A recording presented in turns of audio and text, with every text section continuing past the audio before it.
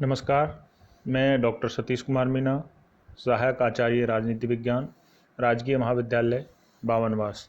इन व्याख्यानों की श्रृंखला में आप सभी का स्वागत है। आज हम पाश्चात्य राजनीतिक विचारक जॉन लॉक के महत्व और देन के बारे में चर्चा करेंगे। जैसा कि पिछले व्याख्यानों में हमने उनके प्रमुख राजनीतिक विचारों के बारे में पढ़ा और प्रमुख राजनीतिक विचार पढ़ने के बाद हम ये जानेंगे कि लॉक का राजनीतिक चिंतन के इतिहास में क्या महत्व है और क्या देन है।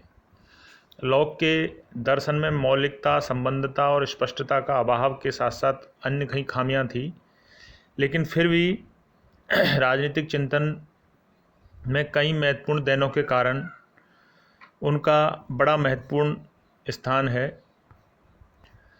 और इन देनों को निम्नलिखित रूप में हम विवेचित कर सकते हैं या व्याख्या कर सकते हैं।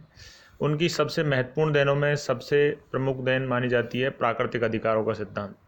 लॉक की यह धारणा थी कि मनुष्य जन्म से ही प्राकृतिक अधिकारों से सुशोभित है और उसकी राजनीतिक सिद्धांत की सबसे बड़ी देन है। उसने जीवन, स्वतंत्रता और संपत्ति के अधिकारों को मनुष्यों का विशेष अधिकार मानते हुए उनकी सुरक्षा की जिम्मेदारी शासन पर छोड़ी। किसी भी शासक को उनका उल्लंघन करने का अधिकार नहीं दिया। व्यक्ति का सुख तथा उनकी सुरक्षा शासक के प्रमुख कर्तव्य थे। इनके आधार पर ही राज्य को साधन और व्यक्ति को साध्य माना गया। यदि राज्य व्यक्ति का साध्य बनने में असफल रहता है यदि राज्य व्यक्ति का साधन बनने में असफल रहता है तो जनता को विद्रोह करने का पूरा अधिकार भी लॉक ने दिया। प्रोफेसर डनिंग के अनुसार लॉक के समान अधिकार और उसके राजनीतिक संस्थाओं की समीक्षा में इस प्रकार ओतप्रोत है कि वे वास्तविक राजनीतिक समाज के अस्तित्व के लिए ही अपरिहार्य दिखाई पड़ते हैं। लॉक की प्राकृतिक अधिकारों की धारणा का आगे चलकर जेफरसन जैसे विचारकों पर भी प्रभाव पड़ा और आधुनिक देशों में मौलिक अधिकारों के रूप में जॉन लॉक के प्राकृतिक अधिकारों को रखा गया है। ये समस्त देश के मौलिक अधिकार हैं, वो जॉन लॉक के प्राकृतिक अधिकारों से प्रेरणा लेके ही वर्तमान संविधानों में रखे गए हैं। तो ये प्राकृतिक अधिकारों संबंधित जीवन, स्वतंत्रता और संपत्ति के अधिकार की जो बात की थी वो जॉन लॉक की राजनीति विज्ञान को बहुत बड़ी देन है। अगली प्रमुख देनों में है जनतंत्रीय शासन। जॉन लॉक के राजनीतिक दर्शन में यह भी सबसे महत्वपूर्ण देनों में है कि जन इच्छा पर आधारित सरकार तथा बहुमत द्वारा शासन की उसकी जो धारणा थी। लॉक के संवैधानिक शासन संबंधी विचार ने 18वीं शताब्दी के मस्तिष्क को बहुत प्रभावित किया। मैक्सी के अनुसार निर्माण करने वाला हाथ कहीं वालपिल का, कहीं जेफरसन का और कहीं गम्बेटा का अथवा कहीं कैबूर का था, किंतु प्रेरणा निश्चित रूप से लॉक की ही थी। उसने जन सहमति पर आधारित शासन का प्रबल समर्थन किया। आधुनिक राज्यों में संविधानवाद की धारणा उसके दर्शन पर ही आधारित है।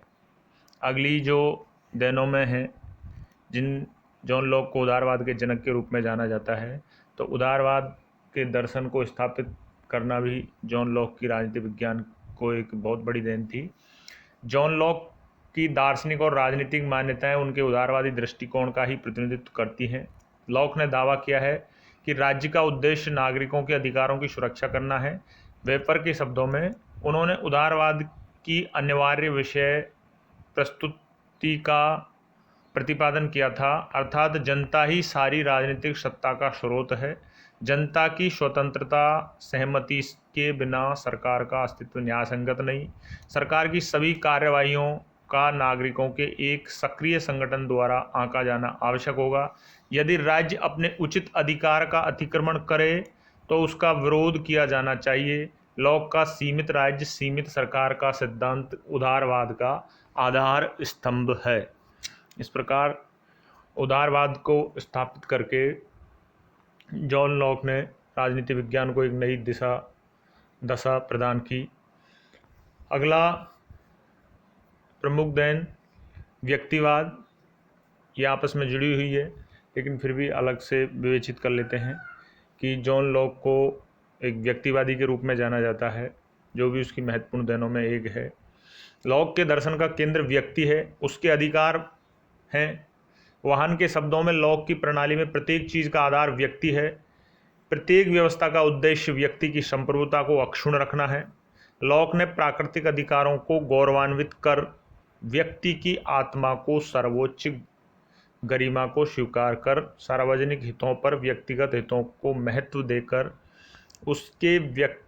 उसने व्यक्तिवाद की पृष्ठभूमि को मजबूत बनाया है। लॉक ने व्यक्ति की स्वतंत्रता पर बल दिया है। व्यक्ति को साध्य तथा राज्य को साधन माना है। उसके बुनियादी विचारों पर व्यक्तिवाद आधारित है। इस प्रकार हम कह सकते हैं कि जॉन लॉक का व्यक्तिवाद भी संबंधित देन राजनीति विज्ञान को एक महत्वपूर्ण देन है। जॉन लॉक की महत्वपूर्ण देनों में एक देन शक्ति पृथक्करण का सिद्धांत है, जो पूर्णतः तो नहीं लेकिन आंशिक रूप से कार्यपालिका और व्यवस्थापिका को अपने अलग क्षेत्र में अलग अलग काम करने और कार्यपालिका को विधायिका के प्रति उत्तरदायी बनाने का जो सिद्धांत दिया था, उसमें शक्ति पृथक्करण के सिद्धांत की झलक मिलती है। इसका मोंटेस्क्यू पर गहरा प्रभाव पड़ा। ग्राम्शियान्स्की के अनुसार मोंटेस्क्यू का सत्ताओं के पृथक्करण का सिद्धांत लॉक की संकल्पना का ही आगे गहन विकास था। लॉक का यह मानना था कि शासन की समस्त शक्तियां केंद्रीयकरण स्वतंत्रता की रक्षा के लिए सही नहीं है। व्यक्ति की स्वतंत्रता को सुरक्षित रखने के लिए साधन के रूप में इस सिद्धांत का प्रयोग करने वाला लॉक शायद पहला आधुनिक विचारक था। लॉक सरकारी सत्ता को विधायी, कार्यकारी और संघपालिका अंगों में विभाजित करता है ताकि शक्ति का केंद्रीकरण न हो। लास्की के अनुसार मोंटेस्क्यू द्वारा लॉक को अर्पित की गई श्रद्धांजलि अभी शेष है। अगली जो देन है उनमें जॉन लॉक का कानून का शासन संबंधित देन। लॉक की राजनीतिक शक्ति की परिभाषा का महत्वपूर्ण तत्व यह है कि इसे कानून बनाने का अधिकार है। लॉक कानून के शासन को प्रमुखता देता है तथा कानून के शासन का उल्लंघन करने वाले शासक को अत्याचारी मानता है। लॉक के शब्दों में नागरिक समाज में रहने वाला एक भी व्यक्ति को समाज के कानूनों का विवाद करने का अधिकार नहीं। यह निर्धारित कानूनों द्वारा स्थापित शासन को ही उचित मानता है। आधुनिक राज्य कानून का पूरा सम्मान करते हैं। उनकी एक अन्य महत्वपूर्ण देन है क्रांति का सिद्धांत, जो कि महत्वपूर्ण देन है क्योंकि उनका समस्त सिद्धांत व्यक्ति के अधिकारों की रक्षा है। और अगर जॉन लॉक मानते हैं कि राज्य व्यक्ति के अधिकारों की सुरक्षा करने में समर्थ नहीं है या उनको सुव्यवस्थित बनाने में समर्थ नहीं है, तो व्यक्ति को उनका विद्रोह करने का अधिकार है, जो आज के ज़माने में भी, आज की शासन व्यवस्थाओं में भी, आज के राजनीतिक सिद्धांतों में भी प्रासंगिक है। लॉक का मानना है कि यदि शासक अपने कर्तव्यों का निर्वहन करने में असफल हो जाए या अत्याचारी हो जाए तो जनता को शासन के विरुद्ध विद्रोह करने का अधिकार है। लॉक के इस सिद्धांत का अमेरिका तथा फ्रांस की क्रांतियों पर गहरा प्रभाव पड़ा। लॉक का कहना है कि सरकार जनता की ट्रस्टी है, यदि वह ट्रस्ट का उल्लंघन करे तो उसे हटाना ही उचित है। लॉक के इसी कथन ने 1688 की गौरवमयी क्रांति का औचित्य सिद्ध किया और अमेरिका व फ्रांस में भी परोक्ष रूप से क्रांतियों के सूत्रधारों को इस कथन से प्रभावित किया। जॉन लॉक की धर्मनिरपेक्षता की अवधारणा। लॉक व्यक्ति को उसके अंत्यकरण के अनुसार उपासना की स्वतंत्रता देता है। लॉस्की के अनुसार लॉक वास्तव में उन अंग्रेजी विचारकों में प्रथम था जिनके चिंतन का आधार मुख्यतः धर्मनिरपेक्षता है। लॉक के राज्य में पूर्ण सहिष्णुता थी। लॉक का मानना है कि राज्य व चर्च अलग अलग है। राज्य आत्मा है, चर्च क्षेत्राधिकार से परे है। राज्य को धार्मिक मामलों में तटस्थ होना चाहिए। यदि कोई धार्मिक उन्माद उत्पन्न हो तो राज्य को शांति का प्रयास करना चाहिए। इसलिए लॉक ने धर्मनिरपेक्षता का समर्थन किया। उसके सिद्धांत में चर्च को एक स्वैच्छिक समाज में पहली बार परिवर्तित किया गया। अगला उसका विचार